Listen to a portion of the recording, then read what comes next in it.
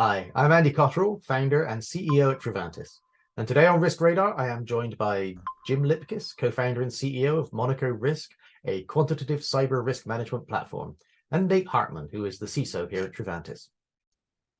Most people in cyber these days, when they think about risk, that goes only as far as satisfying the compliance requirements, Mhm. right? Because you need to do a risk assessment to get your SOC 2 or whatever it is. So you do what you have to do, and you create your risk register, risk matrix. You do the colors and so forth, and you satisfy the requirement. It doesn't really go anywhere.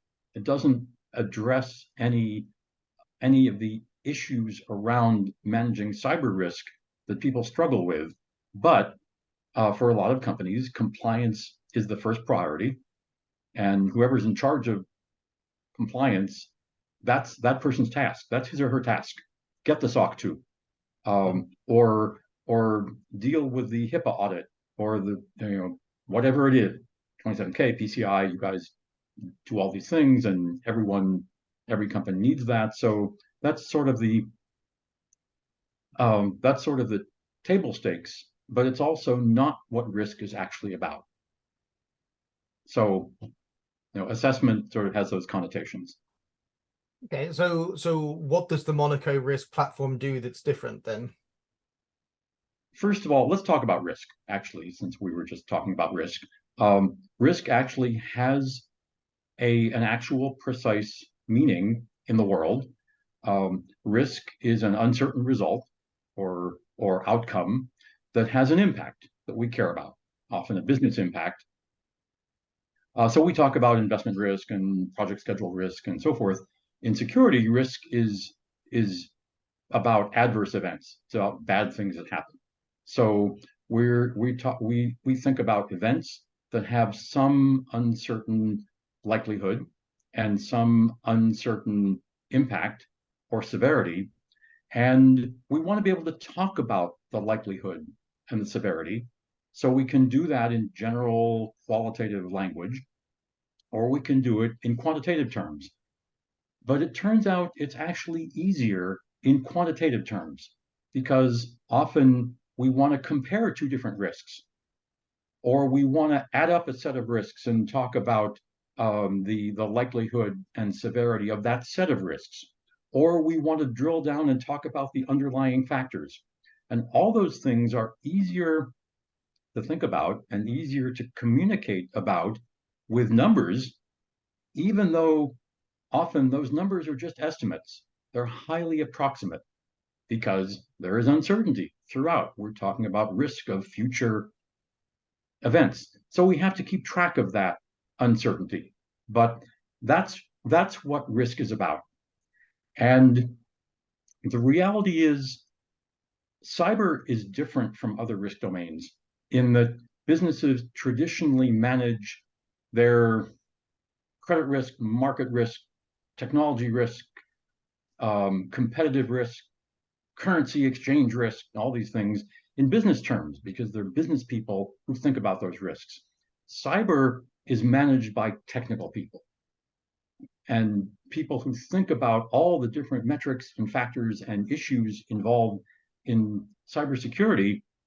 But then the CISOs struggle to talk to their financial executives about their priorities and about their investment needs. They struggle to talk to their boards. And that's because there's no common language. The InfoSec team knows about all these technical metrics. The financial executives, they have business metrics. They look at dollars. They look at business forecasts. So there's a huge gap. People have been aware of that gap for many years now. So for almost 20 years, there have been startups created to address that gap, to figure out how to quantify cybersecurity, all these different cyber risk factors in dollar terms. There have been some methodologies that many people are at least aware of, but no real successes. And even as of today, after all these years, the penetration of quantitative techniques in the cybersecurity world, it's microscopic. So we started Monaco Risk now almost 6 years ago, um, with the thought that we could apply some new ideas to make quantitative techniques more approachable, more accessible, more meaningful, and more useful in cybersecurity. One key realization, one key insight, and this is sort of the new thing in Monaco Risk. The insight is that cybersecurity is a complex system.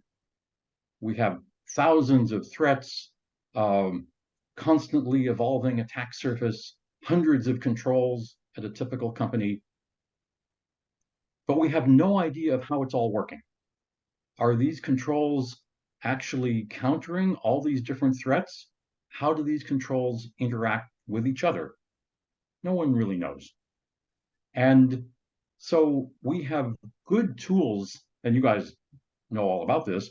We have good tools for testing and measuring the efficacy of individual controls in isolation. But we don't have tools to measure efficacy or to understand what's going on in this complex system as a whole. So we took that as our mission. That's what Monaco Risk is all about.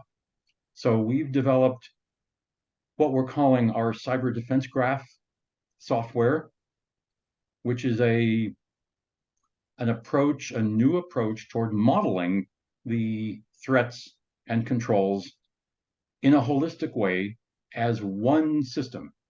We model it visually so that you can actually see what's going on in this complex system.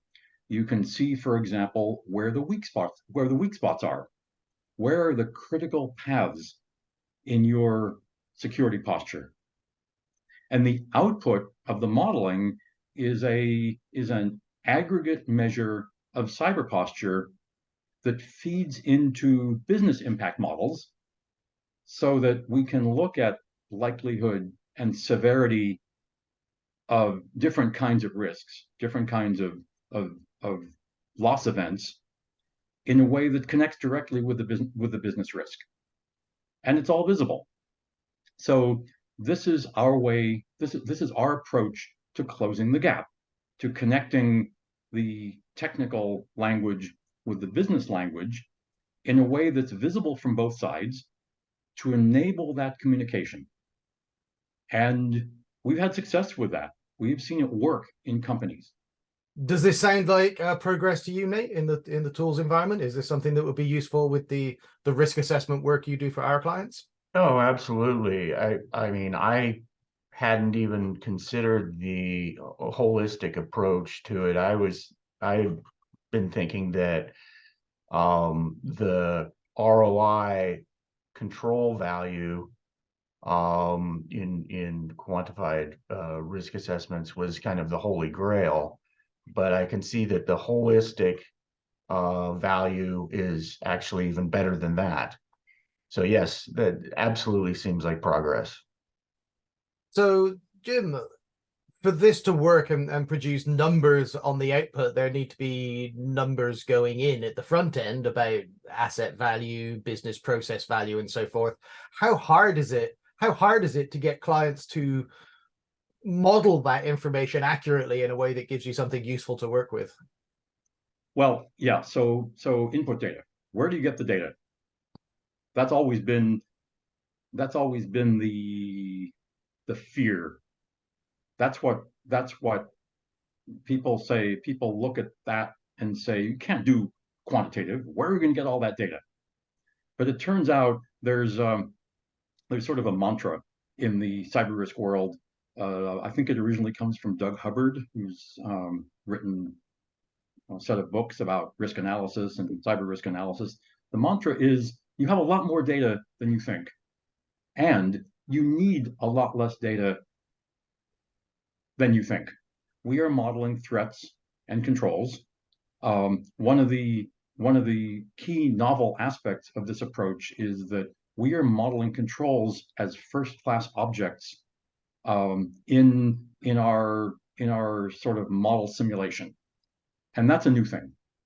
So how do we model controls? We need a lot of inputs, and we have a way of breaking down all the different aspects of control function and control efficacy into these different kinds of inputs to capture things like threat detection capabilities, and coverage, and governance, and alerting behavior, all of which are important in determining the overall efficacy of a control in this complex system of where lots of interrelationships among controls.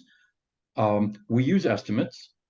We use ranges for estimates, and this is common in risk analysis. You don't input a number because you don't know what the number is, but you can estimate a range. You can sometimes look at historical data. Sometimes a company will have internal data.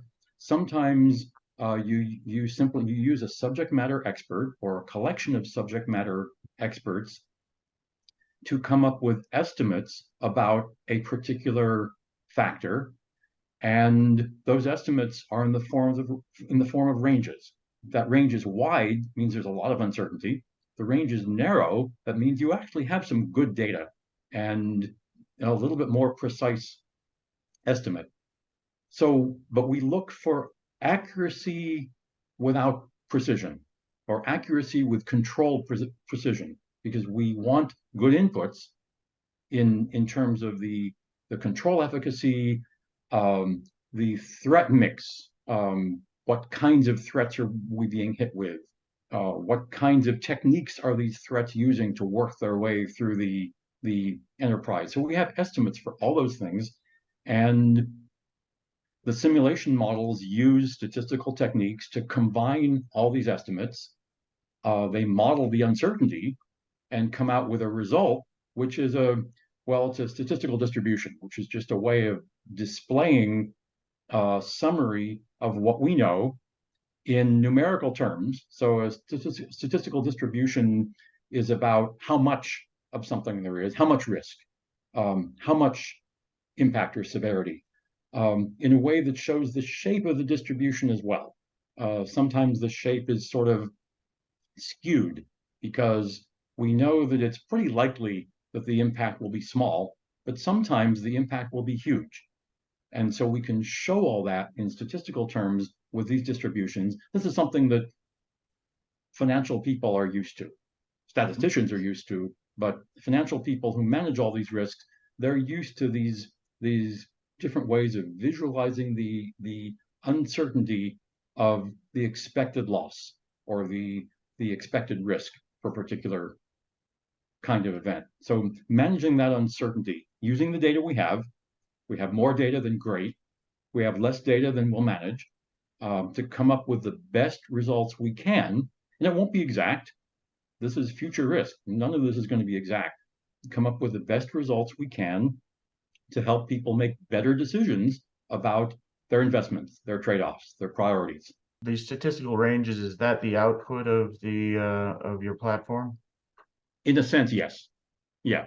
It's sort of a range, but it's really a distribution. Distribution is a curve. I guess I don't have any here to show you, but I'm familiar. It's a curve. Sometimes it's a curve that looks sort of like a histogram of different levels of loss, expectation of different levels of loss. Sometimes there's a technique called a loss exceedance curve, which is a probabilistic display of the expected loss from an event. So we care about these probabilistic thresholds of financial loss, and that's really the gold standard for displaying risk in quantitative terms. Financial people know how to understand that, sometimes even to set a risk appetite level or a risk threshold level as a point, or those loss exceedance curves. How much risk at different levels of likelihood are we prepared to accept? If I'm a CFO, I want to know in dollar terms, how much whole disk encryption on all of my endpoints is going to save me. Yep. Right? What is the ROI of implementing this control across Right. the enterprise? Right. We can do that. We do that. ROI, there's some subtleties around ROI because if you're looking at an investment portfolio, the return on that investment, well, it's a return. It's a dollar return that you expect to see or you hope to see. What does ROI mean in risk? Well, it means a reduction in risk. It means that without changing anything, we are carrying on our books, in some sense, a certain level of expected losses due to these events that happen from time to time, and we forecasted how often and how much and so forth. But we can do something. We can implement whole disk encryption. We can increase our coverage on MFA. We can strengthen our EDR. There are all kinds of things we can do. Each of these, to some degree, and this holistic model is going to tell us to what degree, each of these is going to reduce our expected loss.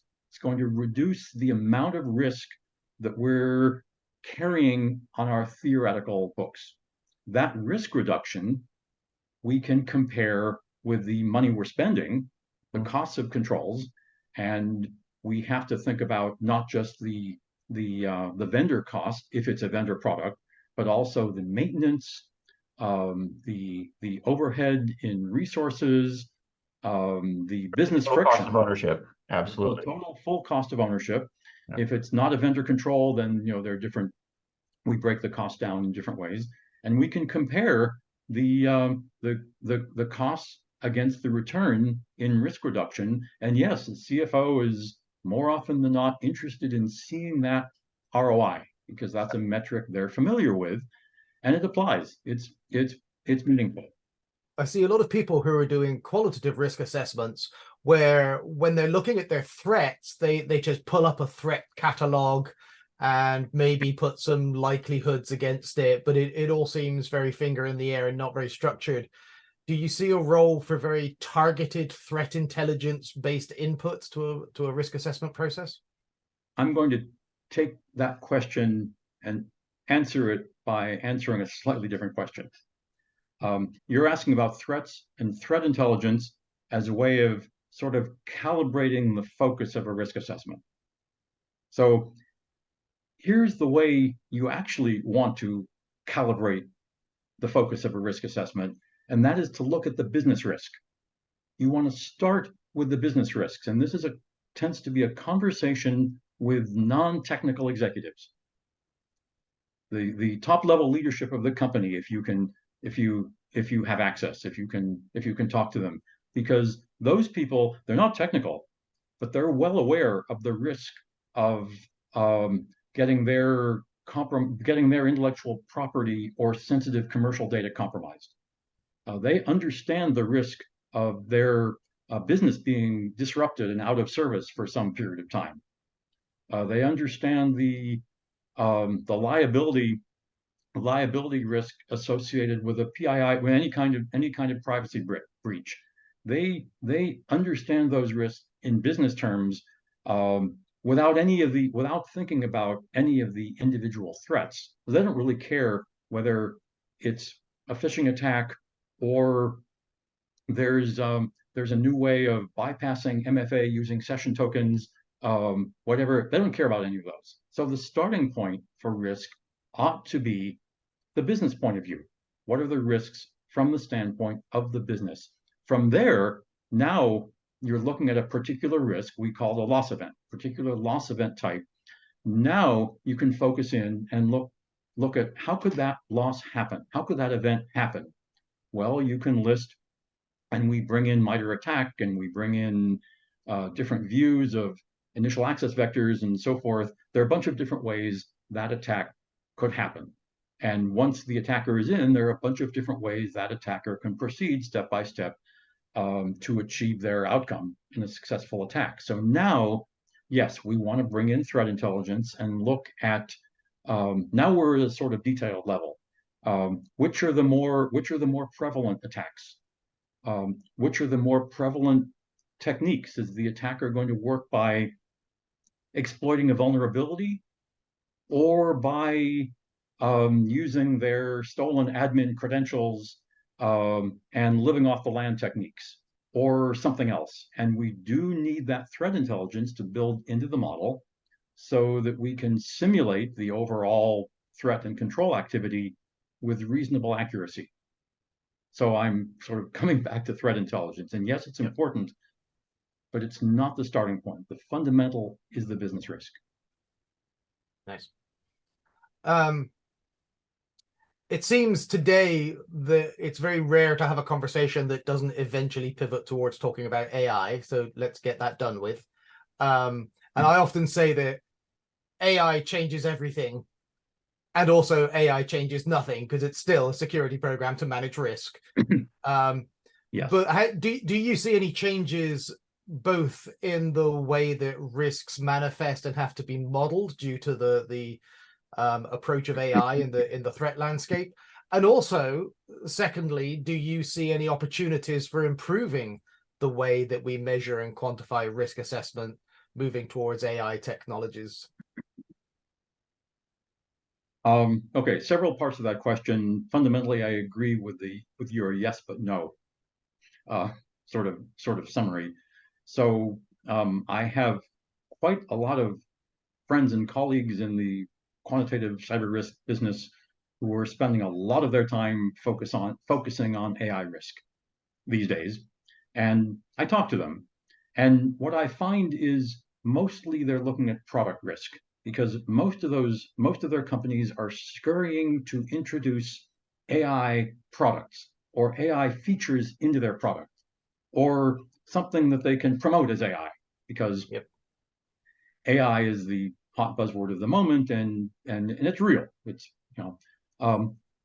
but product risk is one thing. Product cybersecurity risk is different, and cybersecurity risk, as far as I can tell, is not fundamentally affected by AI. If we look at the business risk point of view, for example, we have all the same business risks: compromise of sensitive data, disruption of business, liability, sabotage, and compliance risk, and so forth. None of those have really changed. Some of the vectors have changed, the most obvious being inadvertent disclosure of sensitive data. Well, now there's a whole new channel. And I know of quite a few people who are using ChatGPT today in their risk analyses. Mostly they're using it to write the reports. It's very good at writing reports. It's not good at finding data. It's terrible at finding data. It just produces nonsense. But it's very good at writing reports. So they're feeding all this internal risk information into ChatGPT to get this nicely written report out to their client. And of course, that's a huge vector, but it's not a new risk. It's just a new vector. The second part of your question, security controls have been adopting AI techniques, machine learning techniques, for quite a few years already. This new thing this year of generative AI and large language models hasn't changed that. But certainly in detecting behaviors and distinguishing the normal from the abnormal, and all these things which are sort of hard to do, but often important. How likely is it that this activity, which is running under an admin account, is doing something normal? Are we going to shut it down? Or are we just going to raise an alert? AI has, machine learning techniques have been employed there for a number of years. They're getting better and better. So yes, that's important. Are the attackers using AI? Well, certainly. You can write a great phishing email these days that no one could ever detect as a fake. 18 months ago, that was a lot harder. It was more manual effort, not as effective. So yes, it's an arms race, and AI certainly is enhancing the weaponry on both sides. Do you see, Nate, our client base struggling to adapt the way that adapt to the way that AI is changing the risk profile, or do people have plans in place and approaches to manage it? Well, in the sample set that I have currently, I've been seeing kind of two camps. I've seen the camp, oh, AI is dangerous, let's shut it all down, let's ban ChatGPT, none allowed on our network. And then the other camp that just says, well, we're not going to think about it right now.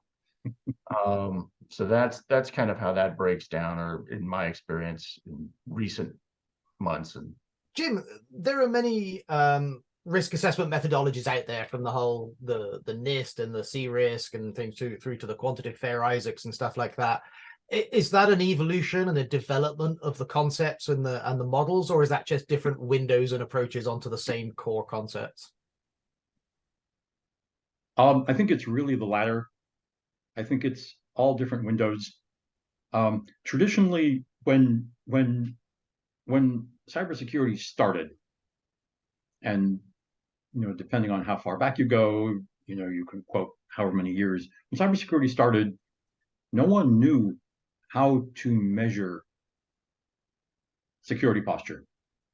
So instead of trying to measure it or even approximate it, they came up with these catalogs of best practices that would at least establish a minimum baseline.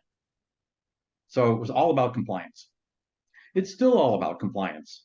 And there are lots of different compliance regimes, all of which attempt, and everyone knows that compliance does not assure security, and that's all true, but companies more secure by conforming to these different compliance regimes than they would be if they didn't.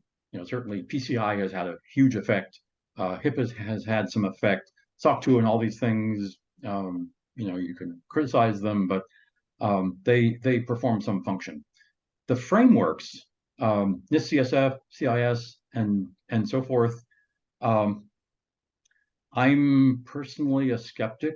I personally don't see the value in a huge catalog, or 853, in a huge catalog of controls, and establishing a maturity level for each, because what does that maturity level mean? None of that. You can't take all that and map it into the business risk characterization, which is what you need to make decisions and to manage that risk from a business point of view. And business is the only point of view, right? If cyber risk is important, it's important because it's a business risk, and none of those things help. A lot of people like them. They provide a structure, a framework for a cybersecurity program, and they're useful, but I don't think they push the state of the art further. There is one other development I want to mention, and that is that compliance, everyone knows compliance doesn't conquer the risk, eliminate the risk. Compliance doesn't assure security, but compliance gives you a start. And more people are seeing this now. Compliance gives you a start toward thinking about the actual risk. You create a risk register. It's possible to transform that risk register into I would say, a business risk-oriented risk register. Compliance automation is a big thing these days. There are lots and lots of startups, and they're getting a lot of funding to basically automate the compliance process using APIs, telemetry, and so forth to gather the data, gather the evidence, assemble it in this nice dashboard, makes the process easier and cheaper. And some of those companies now are getting interested in taking what they do and connecting it to the business risk that all their clients really need to think about anyway, because they have all this data, they have all this information that they've gathered from controls, those technical controls that provide telemetry and so forth. And there is a coming movement toward sort of up-leveling the value proposition in compliance to encompass business risk, to connect the compliance into business risk. So we're hearing a lot of that from these companies that do compliance automation, these companies that do what security control validation and asset and attack surface management and so forth, because all these provide elements that can be built into a quantitative view of risk as a layer on top. And that's something I think that we're going to be providing to a lot of these companies that have traditionally focused just on the individual metrics in isolation or the individual compliance audits at that level.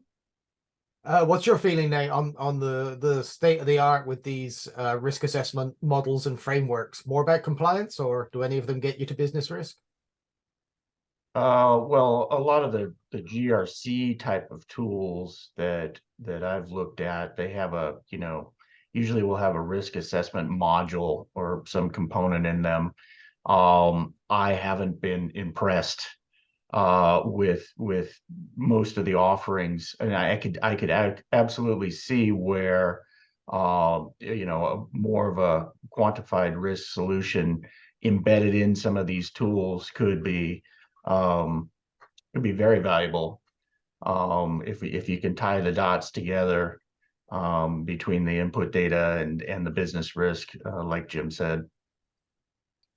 So there's a process here, Jim, right? You start by looking at your business, your business risk, and then threats and weaknesses, and you run it through and you measure it against the controls, and eventually you come out with information from which you can build a risk treatment plan. That's great.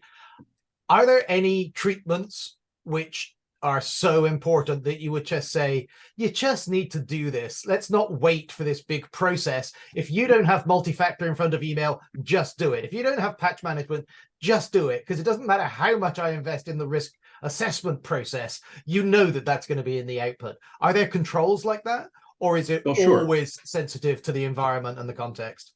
Well, I would say both. And you guys know as much about this as I do, but sure, there are some basics that even the very smallest company has to put in place. You have to have passwords, hopefully relatively strong passwords. You have to apply patches. You need some sort of isolation firewall, hardware, software from the cloud, whatever. You need some sort of endpoint agent, at least an anti-malware, if not a full-fledged modern EDR. So yes, there are all these very simple basics. But as soon as you get beyond that, then you're going to start running into headwinds. MFA, yes, everyone should turn on MFA, but people don't, because it's expensive and it's a nuisance, pain in the ass. So there is business resistance there.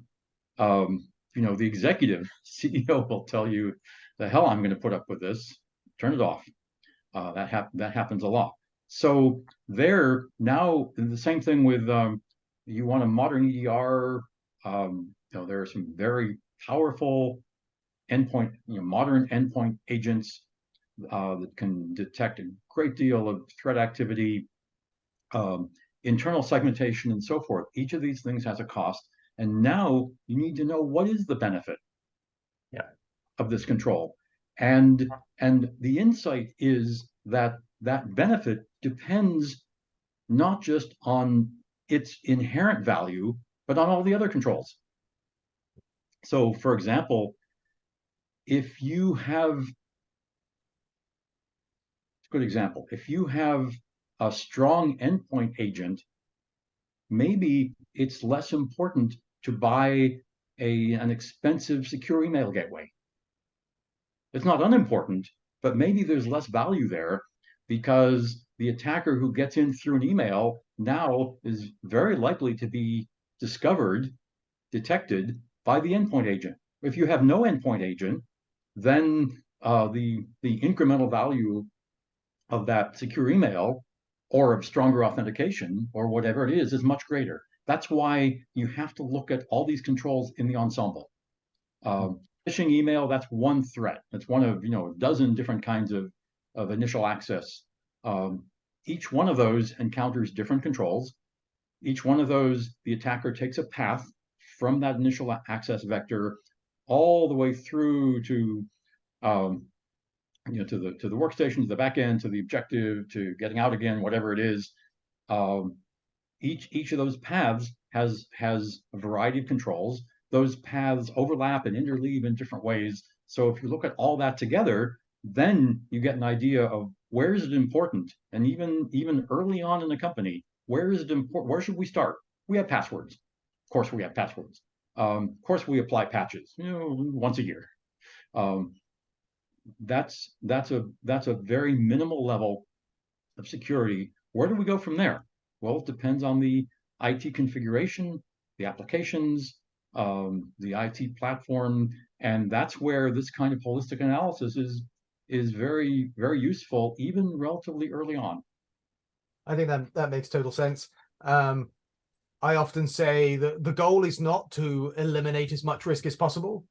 The goal is to find the optimal amount of risk. Because if you eliminate too much risk, you're spending money that could have been spent on growth, or you're creating friction for the company, which has an expense associated with it itself.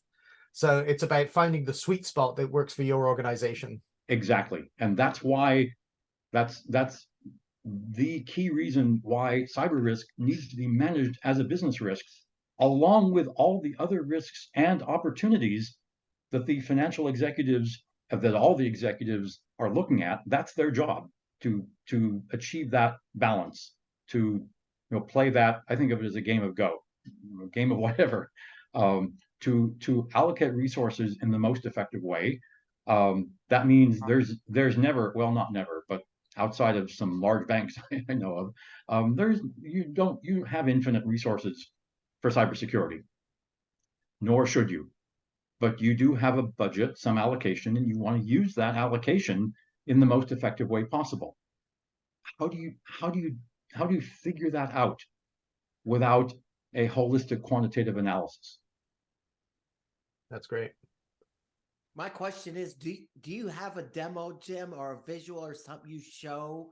You talked about the visual model of risk to the financial people, and now I'm left to my imagination. We do. I don't have it set up at the moment to show you right now. I'd be happy to show you another time with a little bit of notice. So there, in a sense, there are two halves to this kind of model. There's the model of the occurrence of an event, and that has to do with threats and controls, and we get out of that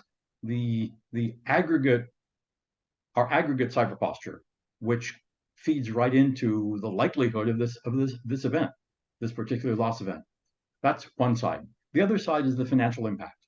And on the financial impact, we take input from the occurrence side and we build in a little, maybe not little, business impact model. What's the organization stand to lose if they're hit with a ransomware attack that takes out critical revenue business processes, or loss of a certain category of sensitive data, or whatever it is. We build a little business impact model of that, and that produces a visual. So there's a visual display on both sides. On the left-hand side, the occurrence side, we do it left to right. The occurrence side, we have our cyber defense graph, which is visual and shows threats and controls and critical paths with a red color and so forth. On the right-hand side, we usually show the results as this loss exceedance curve, which is a probabilistic display of risk, and ROI if you want to see ROI. So it's visual and quantitative, and happy to show you. I hope you enjoyed this episode of the Trivantis Risk Radar. We're a cybersecurity and privacy consulting firm focused on helping our clients manage risk, resilience, and trust for their organizations. Do let us know if we can help you in any way as you navigate through this ever-evolving threat landscape.